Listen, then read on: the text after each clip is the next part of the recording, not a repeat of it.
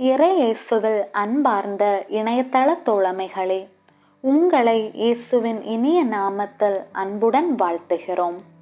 திருப்பாடல்கள் ஒரு அமுதக்கடல், திருச்சபையின் நீர்ச்சுனை. திருப்பாடல்கள் தருவதெல்லாம் இறை வேண்டல்களும் மகிழ்ச்சி, துக்கம் இவற்றையெல்லாம் ஆண்டவரிடம் எளிய முறையில் எடுத்து கூறுவதற்கான வழியும் தான். எனவே ஆண்டவரை துதிக்க, நன்றி செலுத்த, உங்கள் வாழ்வில் பிரச்சனைகள் தீர, உடல் சுகம் பெற, வாழ்வில் நமக்கு தேவையான வரங்களை பெற தினமும் ஒரு அதிகாரம் வாசித்து நம் நாளை துவங்குவோம். திருப்பாடல்கள் அதிகாரம் 94. அநீதிக்கு பழிவாங்கும் இறைவா, ஆண்டவரே, அநீதிக்கு பழிவாங்கும் இறைவா உணர்ந்திடும். உலகின் நீதிபதியே எழுந்தருளும். செருக்குற்றோருக்கு உரிய தண்டனையை அழியும். எத்துணை காலம் ஆண்டவரே, எத்துணை காலம் பொல்லார் அக்களிப்பர். அவர்கள் இருமாப்புடன் பேசுகின்றனர். தீமை செய்வோர் அனைவரும் வீம்பு பேசுகின்றனர்.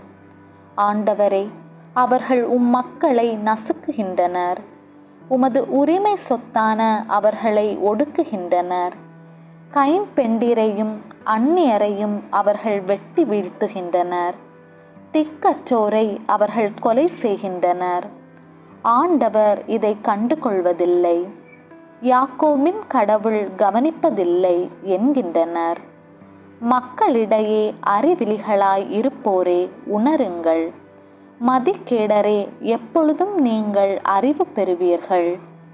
செவியை பொருத்தியவர் கேளாதிருப்பாரோ? கண்ணை உருவாக்கியவர் காணாதிருப்பாரோ? மக்களினங்களை கண்டிப்பவர், மானிடருக்கு அறிவு ஊட்டுபவர் தண்டியாமல் இருப்பாரோ? மானிடரின் எண்ணங்கள் வீணானவை, இதை ஆண்டவர் அறிவார். ஆண்டவரே, நீர் கண்டித்து திருச்சட்டத்தை பயிற்றுவிக்கும் மனிதர் பேறு பெற்றோர். அவர்களின் துன்ப நாளில் அவர்களுக்கு அமைதி அளிப்பீர். பொல்லாருக்கு குழி வெட்டப்படும். ஆண்டவர் தம் மக்களை தள்ளிவிடார். தம் உரிமை சொத்தாம் அவர்களை கைவிடார்.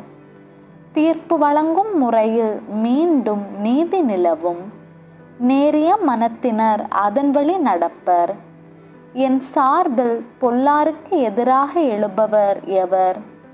என் சார்பில் தீமை செய்வோருக்கு எதிராக நிற்பவர் எவர்? ஆண்டவர் எனக்கு துணை நிற்காதிருந்தால் என் உயிர் விரைவில் மௌன உலகிற்கு சென்றிருக்கும். என் அடி சறுக்குகின்றது என்று நான் சொன்னபோது, ஆண்டவரே, உமது பேரன்பு என்னை தாங்கிற்று. என் மனதில் கவலைகள் பெருகும்போது என் உள்ளத்தை உமது ஆறுதல் மகிழ்விக்கின்றது. சட்டத்திற்கு புறம்பாக தீமை செய்யும் ஊழல்மிகு ஆட்சியாளர் உம்மோடு ஒன்றாக இணைந்திருக்க முடியுமோ? நேர்மையாளன் உயிருக்கு உலை வைக்க அவர்கள் இணைகின்றனர். மாசற்றோருக்கு கொலை தீர்ப்பு அளிக்கின்றனர். ஆண்டவரோ எனக்கு அரண் ஆவர். என் கடவுள் எனக்கு புகலிடம் தரும் பாறையாகிவிட்டார். அவர்கள் இழைத்த தீங்கை அவர்கள் மீதே திருப்பிவிழ செய்வார். அவர்கள் செய்த தீமையின் பொருட்டு அவர்களை அழிப்பார். நம் கடவுளாம் ஆண்டவர் அவர்களை அழித்தே தீர்வார். ஆண்டவரின் அருள்வாக்கு. இறைவனுக்கு நன்றி. விண்ணுலகில் இருக்கிற எங்கள் தந்தையே, உமது பெயர் தூயதென போற்ற பெறுக. உமது ஆட்சி வருக. உமது திருவுள்ளம் விண்ணுலகில் நிறைவேறுவது போல மண்ணுலகிலும் நிறைவேறுக. எங்கள் அன்றாட உணவை இன்று எங்களுக்கு தாரும். எங்களுக்கு எதிராக குற்றம் செய்வோரை நாங்கள் மன்னிப்பது போல எங்கள் குற்றங்களை மன்னியும். எங்களை சோதனைக்கு உட்படுத்தாதேயும், தீமையிலிருந்து எங்களை விடுவித்தருளும். ஆமேன்.